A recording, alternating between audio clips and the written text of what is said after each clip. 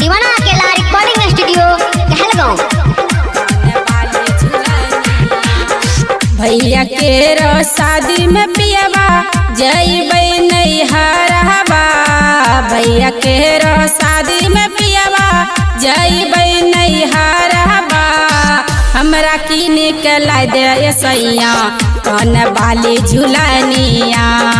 हमरा की निकला दे सैया कौन बाली झुलनिया। मजदूर किसान छिए ना छै कोनो नौकरिया। मजदूर किसान छिए नै छै कोनो नौकरिया। कासे लेबो बाली झुलनिया एको नहीं रुपैया। कासे लेबो बाली झुलनिया एको नहीं रुपैया।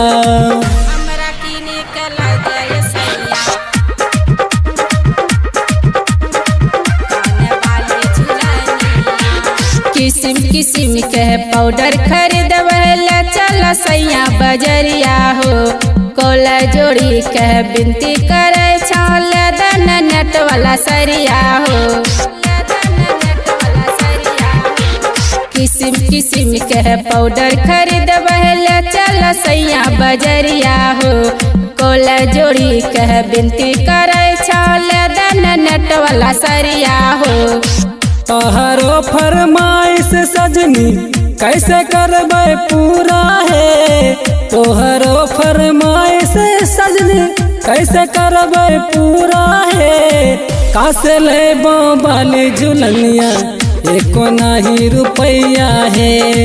कासे लेबै बाली झुलनिया एको नहीं रुपैया है।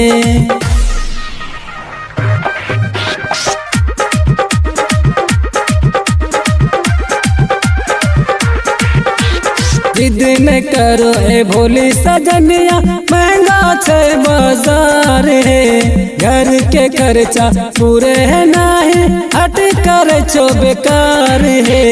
हट कर छो बेकार है। जिद न करो ए भोली सजनिया महंगा छै बाजार है। घर के खर्चा पूरे है नहीं हट कर छो बेकार है। आस लेके बैठल छियै जइबै नैहरवा। आस लेके बैठल छियै जइबै नैहरवा। हमरा खातिर लानी दसैया कौन बाली झुलनिया। हमरा खातिर लानी दसैया कौन बाली झुलनिया। दीवाना अकेला रिकॉर्डिंग स्टूडियो कहलगांव। हमरो खुआइस सैया भइले अधूरा हो।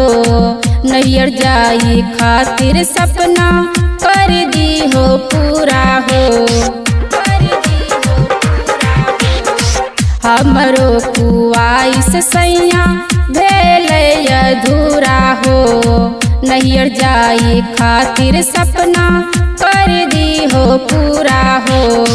तोहरो अधूरा सपना पूरा करबै जरूर है। तोहरो अधूरा सपना पूरा करबै जरूर है। जे मंगबो लानी के देबो सुन मोरा सजनिया है। जे मंगबो लानी के देबो सुन मोरा सजनिया है। 6 2 4 गो बाछी सब बेच देबै करबै।